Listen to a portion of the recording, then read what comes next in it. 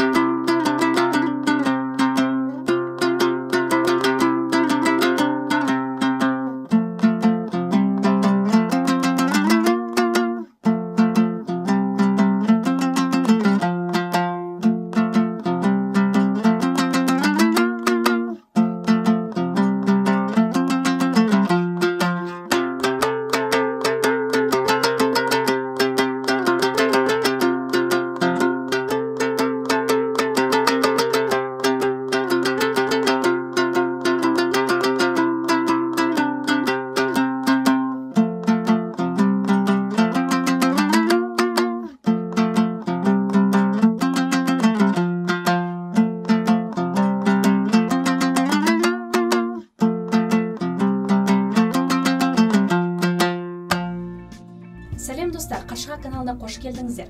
Біздің көмегімізбен сіздер домбыра ойнауға машықтанып, барлық қажетті теорияны үйреніп қана қоймай, тарту сапасын арттыратын боласыздар. Келесі қандай күйді ойнағанымызды қалайсыздар?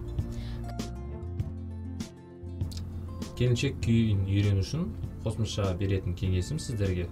Ашық шекте мен қазір ойнаймын, сол ритмді көбірек қайталап отырыңыздар. Неге? Өйткені келіншек күйде ритм кішкене басқа күйлерге қарағанда басқаша. Төмен қағысты ұзақ аласыздар да, жоғары қағысты қысқа алып, қайттан төмен қағысқа. Сонда ол былай болады.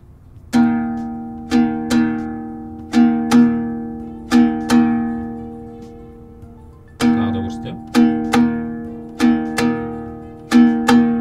Ақсандатып ойнайсыз.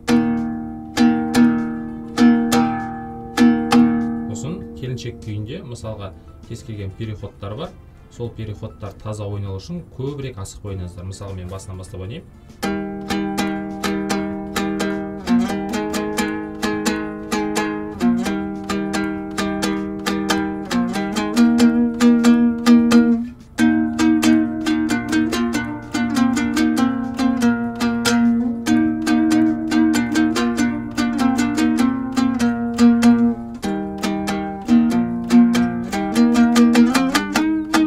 Деген переход бар, сол переходтарды таза шығу үшін көбірек асықпай ойнаңыздар.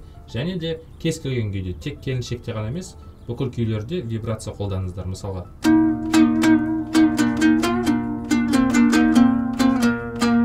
және фаршлаг.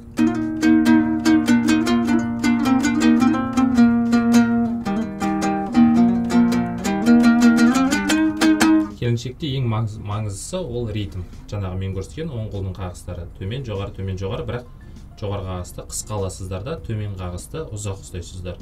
Ол үшін жаңағы ритм шығу үшін көбірек асықпай ойнаңыздар. Асықпай ойнағаннан кейін сәл жылдамдық қоса бастайсыздар.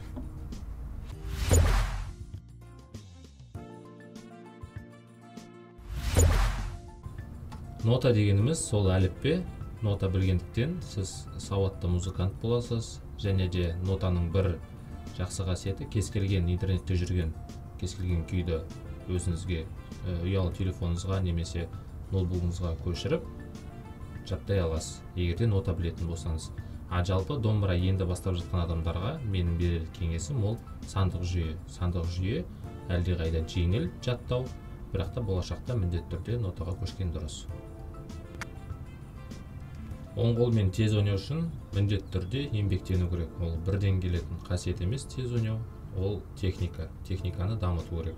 Оған берер кез келген күйдің қағыстарын ойнасаңыз болады жаттығу ретінде. Мысалға, адайдың қағысы төмен басталған кезде деп басталады. Төмен, жоғары, бір төмен, үш жоғары. Соны ашық шекте ойнай бересіз.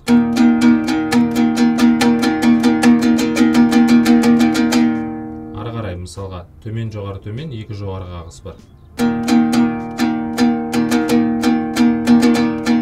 Осы қағысты 10 минут асықпай ойнайсыз, сосын жылдамдық қоса бересіз.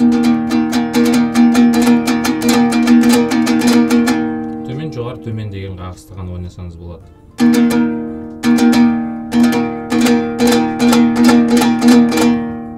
себептен әр қағыстарды 10-15 минут көңіл бөліп оң қолды әбден жаттықтырсаңыз, сол кезде ғана жаңағы қолдың жылдамдығы арттырады. Домбыраның қандай пайдасы бар деген сұрақ біртүрлі сұрақ екен. Онымен мысалға мақалмен жауап беруге болады. Нағыз қазақ қазақ емес, нағыз қазақ домбыра делінген.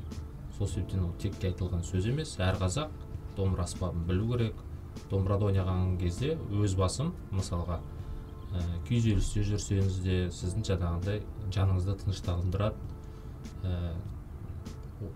Ойланған кезде де жақсы, мысалға, домбыра аспабын үні. Сол себептен әрбір тек домбыра ғана емес, кез келген аспап ол адамның жаңағы жанына жақын болады.